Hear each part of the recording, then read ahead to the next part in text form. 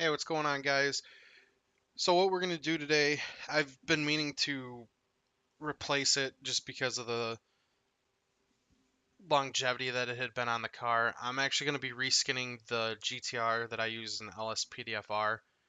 Um, I've been kicking around some ideas, couldn't really figure out what I wanted to do. Uh, Yesterday, after making the one video, I realized for whatever reason the lettering looked purple and it looked like shit, so I'm going to redo it. Um, Pretty much is going to kind of walk you through how to actually skin cars in a sense. If you've ever done it before, it's this tutorial is not for you.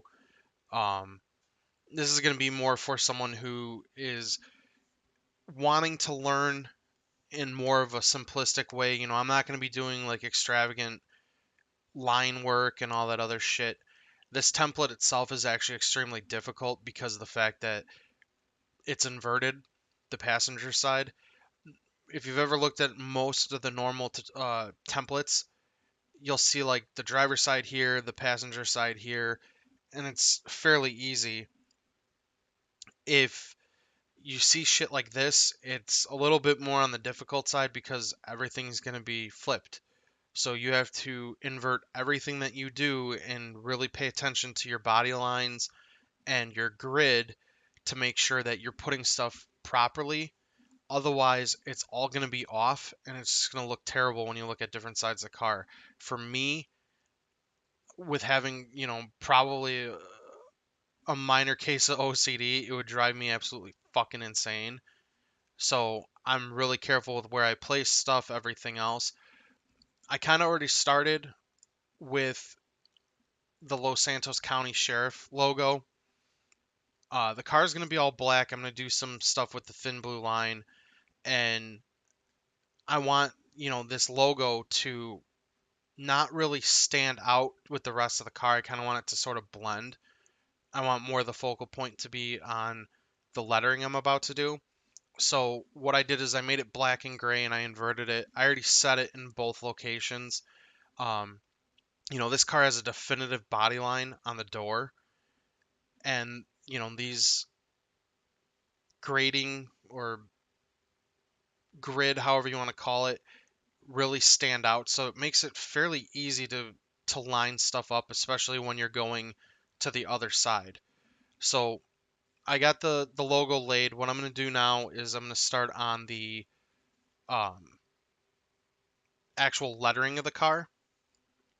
So the easiest way to do it, I'm going to use this as my, in a sense, background, which will pop through the lettering. So you're going to pull this up. I'm going to make a new layer. I'm going to paint, I was going to paint it black. And for right now, I'm going to just leave it like that. I'm going to add a new layer because this is going to be my text layer. So I'm just going to type out sheriff. What you're going to do then is on the all black layer, we're going to actually end up cutting this portion out. So if you go to your magic wand and you come up here to the add, and in parentheses it's union, you can actually select all of this as one piece. You don't have to go back through and cut each individual piece out. So then if you come back down to the black layer, the only thing that you have is technically here. So we're going to take our erase tool and we're just going to swipe it. If this is the only thing selected, that's the only thing that's going to delete. So if we hide the actual font layer, you'll see that the thin blue line starts to pop through. So it's transparent right now. So what we're going to do is, you could see it's all blue. Obviously, we're going to resize and make sure it fits right. But if we were to start resizing it, there's going to be portions where you can't see anything. So I want to, on a black car, because that's what we're simulating, I want to make sure that you can actually see this. So this is a plugin that you can get from paint.net, and it's called Drop Shadow. So what we're going to do is, I want to make sure my blur radius is completely off. I want to outline it in white, and I just want to make sure that it's thick enough to where you can see it and everything will stand out, but it's not too thick. Like if I made it completely ridiculously thick, it's just going to solid fill. So as I continue to drop it back through, it's going to give an actual outline. So I'm good with that. We're okay on that. What I'm going to do now is I'm actually going to take this and I'm going to resize it. It doesn't matter what how you resize it. It doesn't matter how you do anything, but we're actually going to not do that.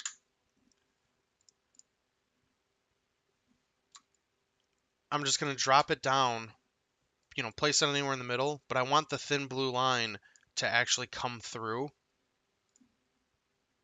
So I'm still selected on that. If I start moving this, you'll see the thin blue line starting to move.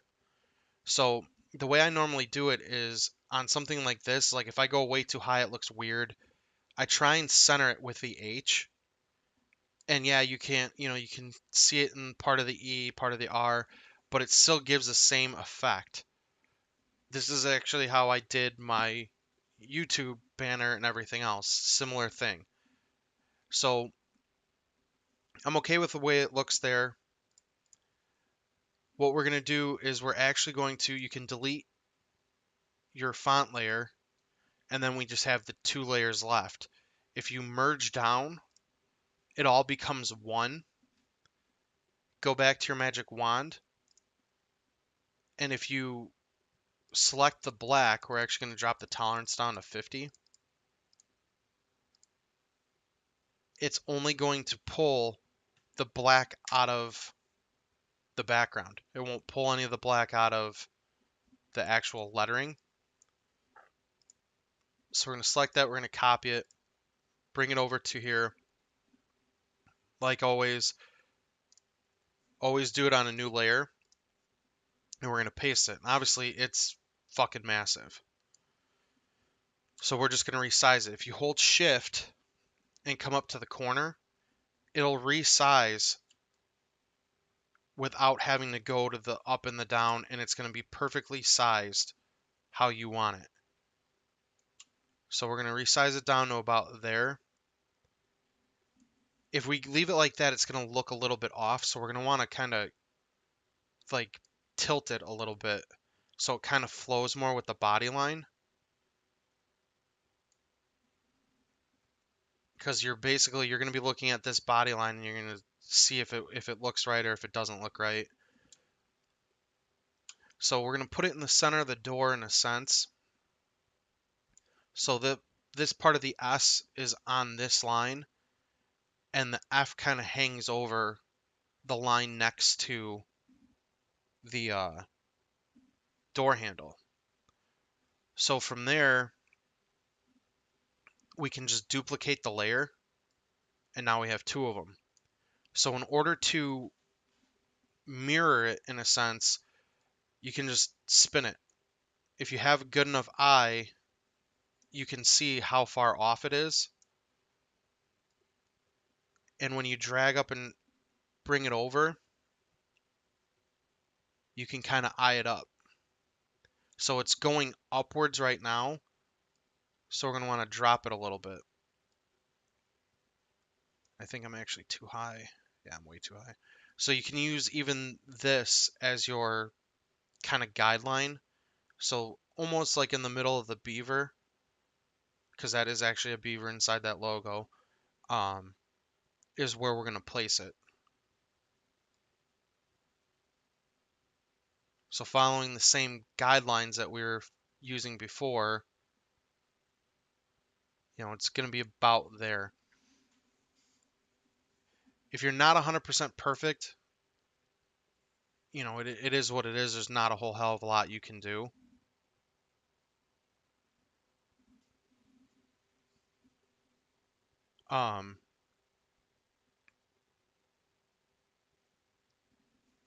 But as long as you kind of pay attention, you stay close, it'll at least look all right.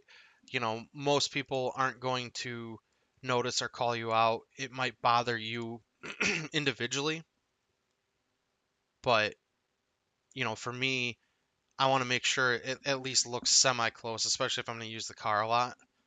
So then, once it's actually resized in a sense of where you like it, we're going to duplicate the layer again because I'm going to use it for the rear. I could have duplicated the other one so I don't have to reflip it. You can kind of see where, everything is. So we're going to place it on the back of the car and we're just going to resize it. So don't necessarily pay attention to the box except for when you're trying to, get it square. Because what we kind of did is we kind of created an italicized font by kind of shifting it over and redoing everything. Obviously right now it looks scratchy, it looks fuzzy. It's because of the fact that we're zoomed in so far, it's starting to pixelate. So on the rear you have basically this line and this line are going to be used for your center lines. So this line here and this line up here.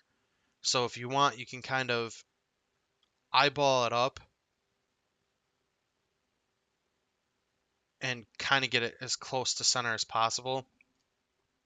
Sometimes it's easier if someone else looks at it to where they can be like, no, you're off. A lot of these tips and tricks of making different things I learned from a good friend. I have not gotten his permission to mention him or do anything, so I'm going to leave it as that. But he has pretty much taught me everything that I've needed to know or wanted to know because his skins are absolutely phenomenal. I personally was not that great at skinning prior to meeting him. He did pretty much all of our skins for our FiveM. All the cars that we had in FiveM, he's done personal cars for me, for LSPDFR, stuff like that. So he really showed me a lot. So I'm kind of, in a sense, hopefully doing his teaching justice by kind of passing it on. Right now what I'm doing is I'm going through and I'm actually naming the layers. This may or may not help you in the end. If you have to edit stuff, it's going to make your life a hell of a lot easier because you'll know what you're looking at when you start getting into layer or skins that have 40 and 50 layers. If they were just named layer 1 through 50, or when you start duplicating layers, it keeps the same layer name. You'll go out of your mind trying to figure it out. So we have the basic layout of the car, because the car itself is going to be black. So this is all you're really going to see once it's all done.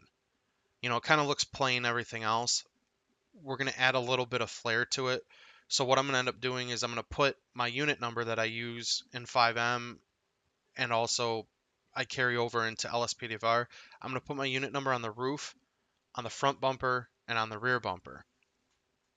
And we can do the same thing where we're going to go back to here, and if you don't close anything, if you hit Control Z, it'll back you all the way up to where you never even did anything. So if we just hold it down, it goes back to nothing.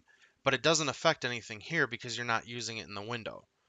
So we're going to do the same thing. I'm actually going to move forward a couple so that way I don't have to redo everything.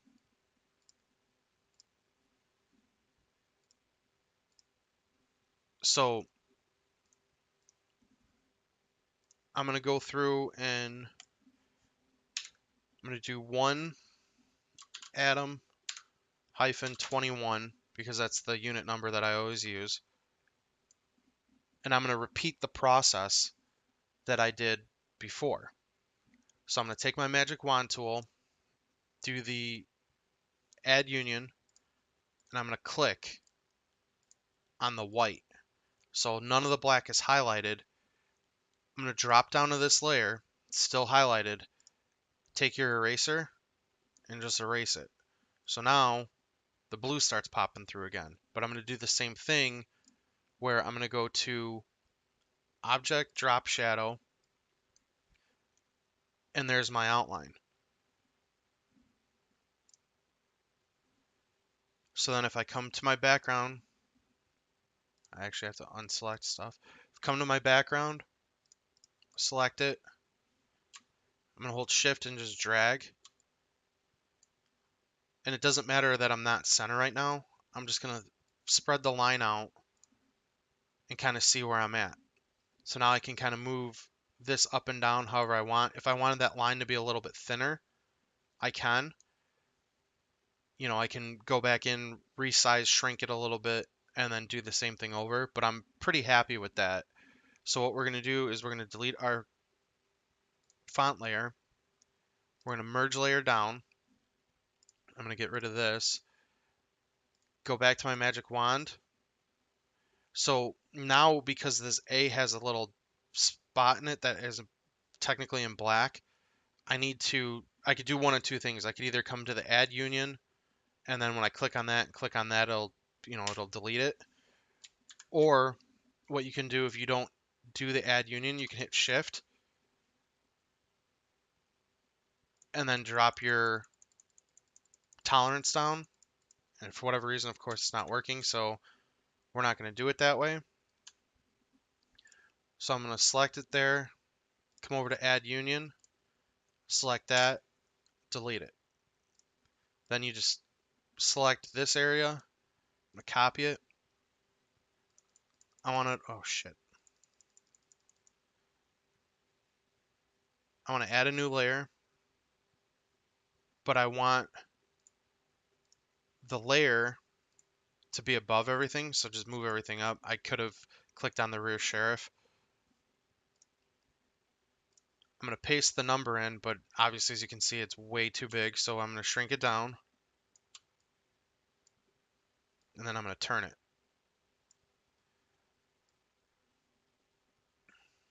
It's still a little too big in reality.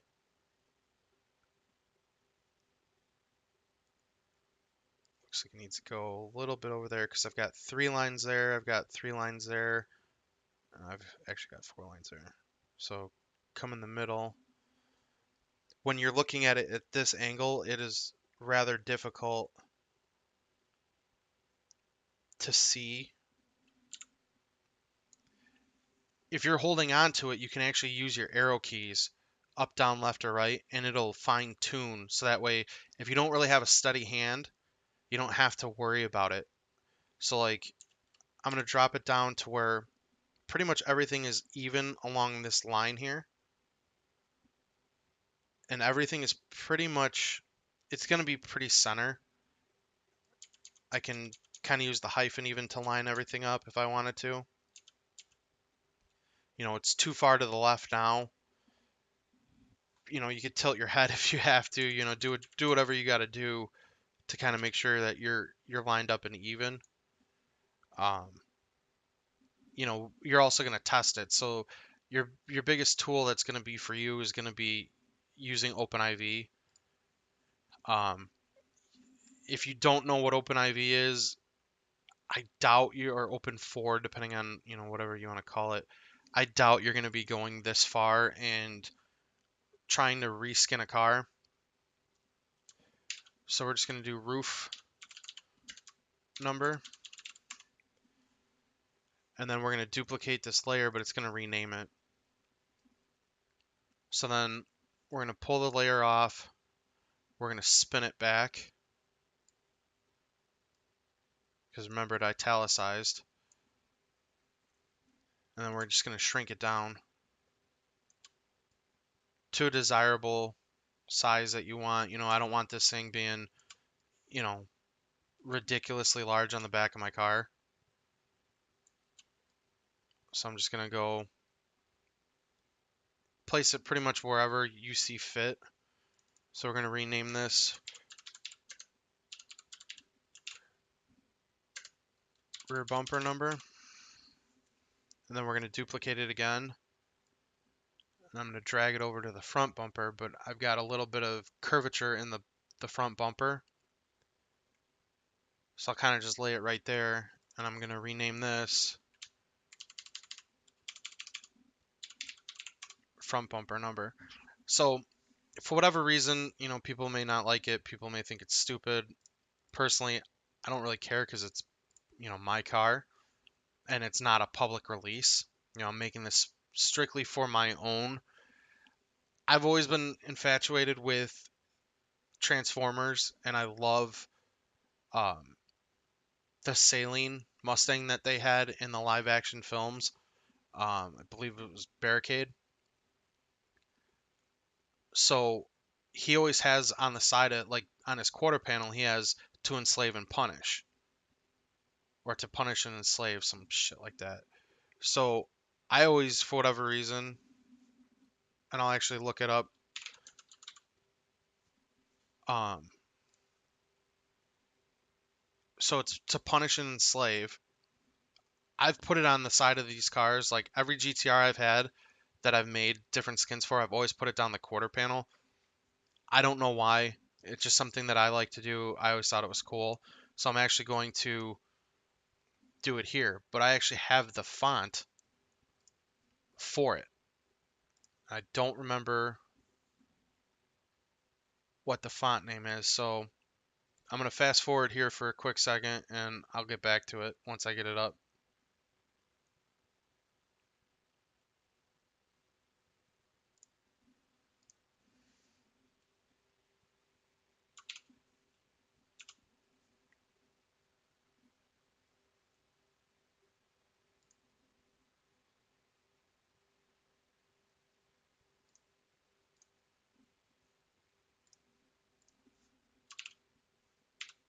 All right, so this is actually the font that they use for that logo. We're going to make this much smaller.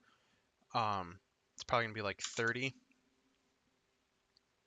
So we're going to hide that.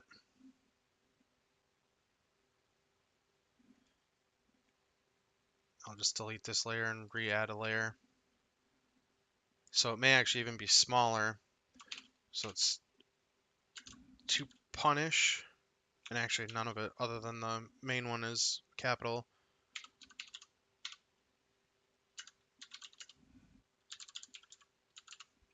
So to me, that's still too big. So we'll drop it down to 20. That looks a little bit better, towards not so in your face.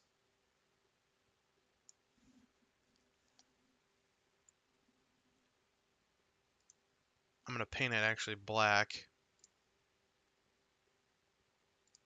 If I'm not mistaken, I think there's 3 periods at the end of it too.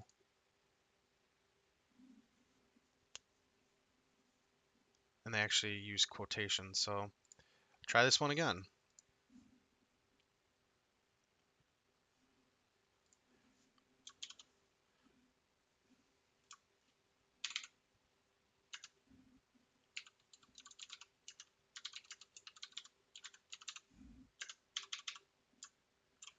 All right. It honestly still might be a little too large. So I'll probably go to like 18. And then you can kind of line it up with the wheel well here. So here's your center line of the wheel well. You know, I could offset it and put it, you know, all the way there. It really doesn't matter. You know, you could put it all the way up to the front, which would probably be easier on this car. But if you look at the body line, it's actually going downward. So if you want to, you know, if you have to angle it, do whatever, you just select it. You know, because you're actually going to create an optical illusion on yourself, because all of a sudden this line starts to disappear and starts curving. So don't necessarily worry about it, because it's still going to look straight on the car. It's going to flow with the body line, everything else. On this, I do actually want to go, and I'm going to outline it, because obviously car's black and I just use black font. I'm going to do the drop shadow on it. So as you can see how thick it is, it looks like crap. So I'm going to kind of match it up, and I'm going to do the blue outline. And more than likely, it's probably going to be like a 2 or a 1. 2 definitely looks better because you can actually read it, but it stands out a lot more, so we'll stick with the 1. And then I'm just going to duplicate the layer, and I can drag it to the other side, but it's going to be angled more like that once it's flipped around. So we put it pretty much right next to the door, so you can see how badly angled it is.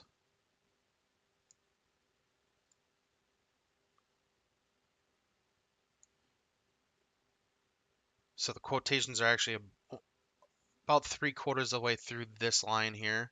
So it's got to come up considerably to about there.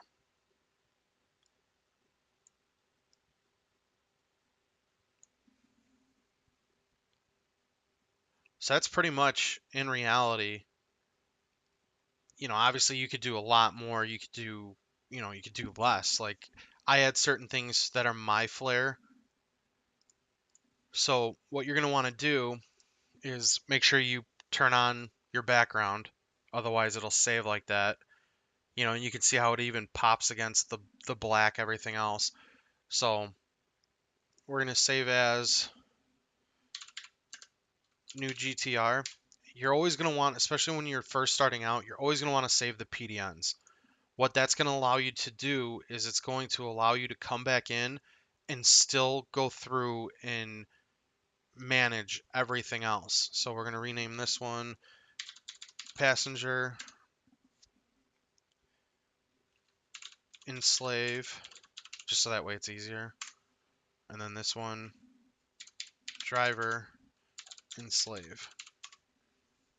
So by having the PDN, you can come in and let's just say this whole area here just is terrible, looks like shit. It's not where it should be. If we just saved it as a PNG, you wouldn't be able to do that. It would flatten the whole image and you'd be complete shit out of luck. So we saved it as a PDN, but Paint or OpenIV doesn't read it as that. So you still have to save as, and we're going to save it as a PNG. It'll automatically flatten, and that's pretty much all you need to do on that. So what you're going to do is we already have OpenIV open.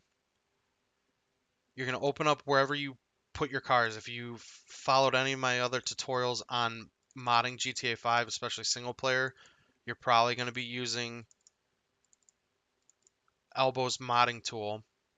You're going to come to your car, and I actually have 2 different fonts or 2 different skins in here.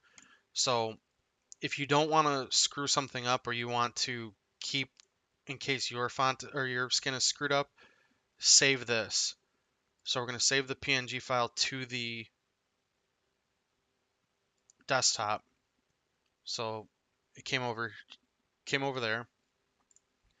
So we're going to right click and replace. And by the way, I opened up the YTD.